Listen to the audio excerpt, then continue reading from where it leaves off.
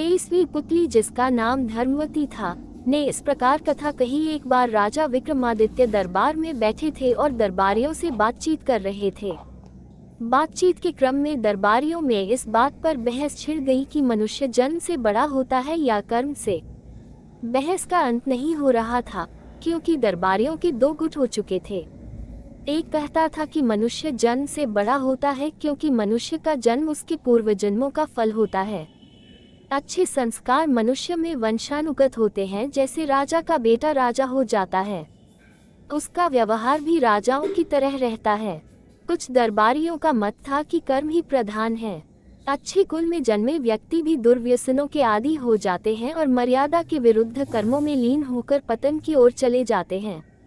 अपने दुष्कर्मों और दुराचार के चलते कोई सामाजिक प्रतिष्ठा प्राप्त नहीं करते और सर्वत्र तिरस्कार पाते हैं।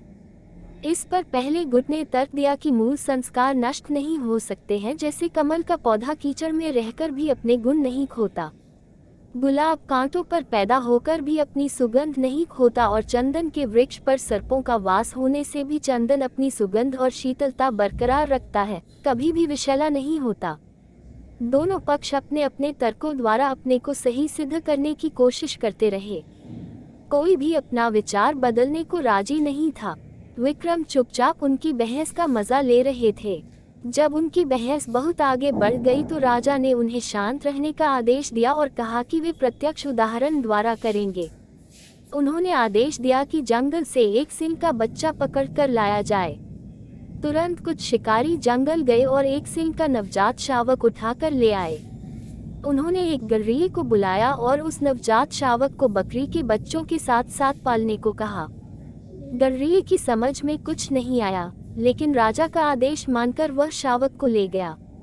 शावक की परवरिश बकरी के बच्चों के साथ होने लगी। वह भी भूख मिटाने के लिए बकरियों का दूध पीने लगा। जब बकरी के बच्चे बड़ हुए तो घास और पत्तियां चरने लगे। शावक भी पत्तियां बड़े चाव से खाता। कुछ और बड़ा होने पर दूध तो वह पीता रहा, मगर घास और पत्तियां चाहकर भी नहीं खा पाता।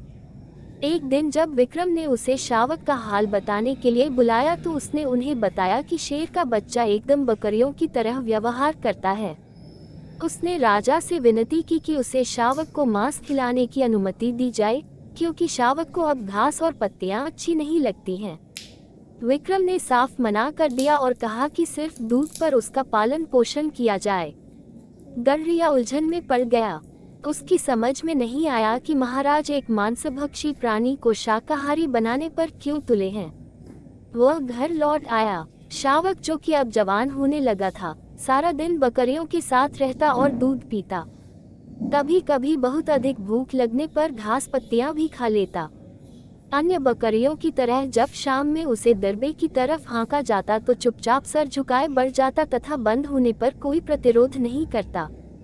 एक दिन जब वह अन्य बकरियों के साथ चल रहा था तो पिंजरे में बंद एक सिंह को लाया गया। सिंह को देखते ही सारी बकरियां डरकर भागने लगी तो वह भी उनके साथ दुम दबाकर भाग गया। उसके बाद राजा ने गर्रिये को उसे स्वतंत्र रूप से रखने को कहा। भूख लगने पर उसने खरगोश का शिकार किया और अपनी भूख मिटाई। कुछ दिन स्वतंत्र रूप से रहने पर वह छोटे छोटे जानवरों को मारकर खाने लगा, लेकिन गर्रिये के कहने पर पिंजरे में शांतिपूर्वक बंद हो जाता। कुछ दिनों बाद उसका बकरियों की तरह भीरू स्वभाव जाता रहा।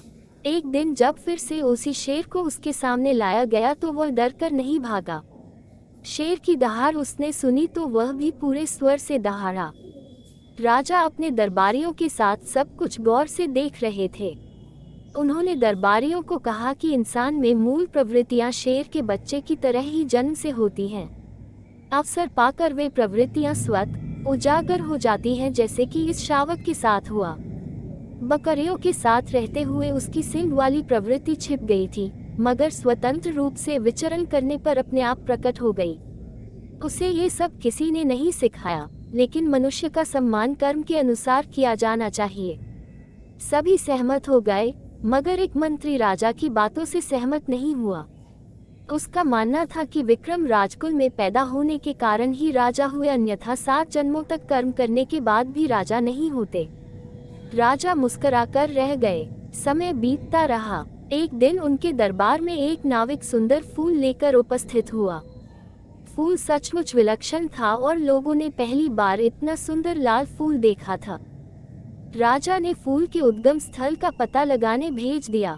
वे दोनों उस दिशा में नाव से बढ़ते गए जिधर से फूल बहकर आया था। नदी की धारा कहीं अत्यधिक संकरी और तीव्र हो जाती थी, कहीं चट्टानों के ऊपर से बहती थी।